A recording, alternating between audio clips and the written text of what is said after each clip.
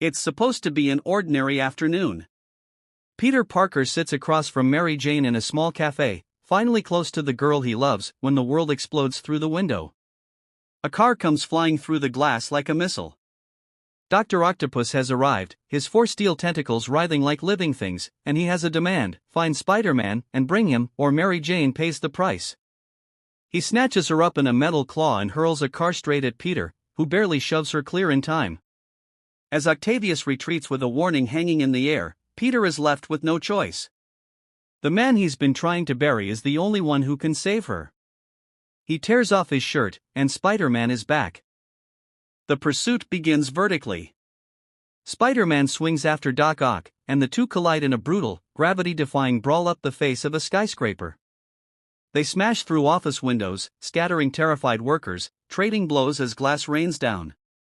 Doc Ock's mechanical arms give him reach and raw power that Spider-Man simply can't match head-on. Every time Peter lands a punch, a tentacle whips out of nowhere to fling him across the room. They crash out the far side of the building and plummet, still grappling, slamming against brick and steel. It's clear from the start that this isn't a fight Peter can win with strength. He's outgunned, and he knows it. The battle spills onto the elevated tracks, and Doc Ock leaps aboard a speeding train, Spider-Man right behind him. Now they're fighting on the roof of a train roaring through the heart of the city at full speed, wind ripping at them, the ground a blur far below. Every punch has to be timed against the lurch and sway of the carriage. Doc Ock's arms anchor him to the metal while they lash out independently, and Peter is forced to duck, flip, and cling just to stay on. He fights back hard, finally getting the upper hand for a moment, but Octavius has one last cruel move. Before he's thrown clear, he reaches down and rips the train's controls apart, jamming the throttle wide open and tearing out the brakes. Then he's gone, leaving Spider-Man alone with a problem far bigger than any villain. Spider-Man drops down into the driver's cab and grabs the controls, and his stomach lurches. The brake lever does nothing. The throttle is locked. The train is accelerating, packed with screaming passengers, and up ahead the track simply ends. The line runs out over the city with nothing but open air and a deadly drop beyond. He has seconds. He scrambles back up top, mind racing, knowing that hundreds of lives are now resting entirely on him, and there is no clever trick, no gadget, nothing but his own body standing between these people and catastrophe. Hanging in space, and then, finally, stops. Spider-Man has done it.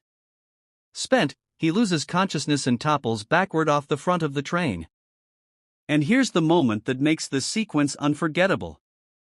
As Spider-Man falls, the passengers he just saved reach out and catch him, pulling his limp body back into the car and passing him hand over hand above their heads, carrying him gently to safety. They lay him down, and for the first time, they see the face behind the mask. He's not a god, not a monster. He's a young man, barely more than a boy. A hush falls over the crowd. Someone murmurs in disbelief that he's just a kid, no older than their own sons.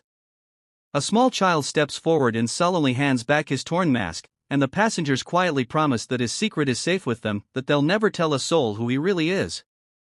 It's a tender, almost reverent beat in the middle of all the chaos, and it lands hard. But the peace doesn't last. The passengers, seeing the danger return, do something extraordinary. They step forward as one, a wall of ordinary people standing between their unconscious savior and the monster coming for him. They tell Doc Ock he'll have to go through them first. It's a brave, hopeless gesture. Octavius simply sweeps them aside with his tentacles, scoops up the helpless Spider-Man, and carries him off into the city to deliver him to the man who wants him dead. The sequence ends on a gut punch. Peter gave everything, revealed himself, won the love and protection of strangers, and is still dragged away beaten. It sets the stage perfectly for the film's final act. Harry takes the limp figure, savoring the moment he's dreamed about, the chance to finally avenge his father. He reaches down to tear away the mask and look his nemesis in the eye at last. And the floor drops out from under him. The face under the mask isn't a stranger or a monster, it's Peter. His oldest friend. The boy he grew up with, the one person left in the world he still trusts. Harry stands frozen, the knife of his revenge useless in his hand, his whole understanding of his life collapsing. He can't do it. He can't kill Peter. When Peter stirs awake, groggy and hurt, he doesn't beg for his life. He tells Harry that Octavius has taken Mary Jane and is about to destroy half the city, and that he needs to know where he's gone. Torn between rage and loyalty, Harry finally gives him the location, and Peter races off into the night. At an abandoned warehouse on the water, Octavius rebuilds his dream, the fusion experiment that already killed his wife and consumed his sanity. He strapped Mary Jane up as bait, certain Spider-Man will come. The artificial sun flickers to life between the machine's arms, and this time it's worse. It grows, pulling cars, debris, and metal toward it across the room, a small star threatening to swallow the entire city block. Spider-Man arrives and the two clash one final time, but the real enemy now is the machine itself, expanding by the second with everyone in range about to be incinerated. When brute force fails, Peter tries something else. He stops fighting the arms and starts talking to the man buried beneath them. He pulls off his mask and shows Octavius his face, reminding him who he used to be, a brilliant, decent man with dreams, not a killer ruled by the mechanical tentacles whispering in his skull. For a moment the human being resurfaces. Otto stares at the boy in front of him, then at the catastrophe he's about to cause, and chooses to take control. He refuses to die a monster.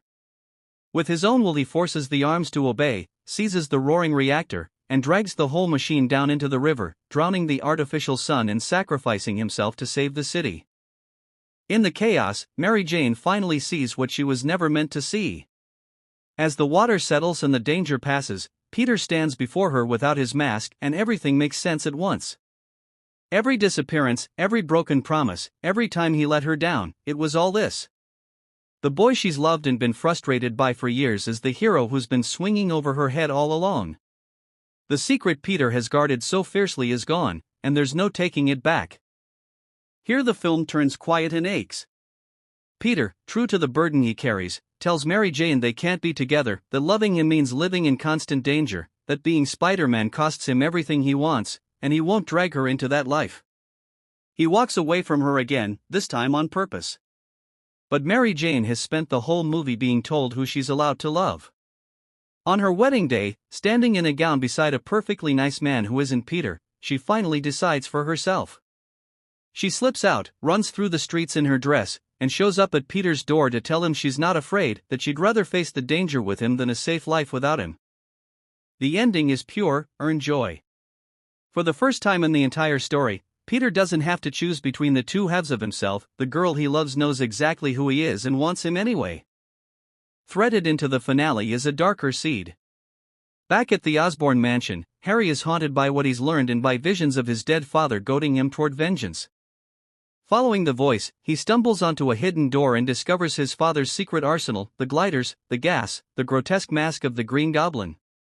The realization lands with quiet menace. The friend who just saved the city has, in the same night, created the villain who will come for him next.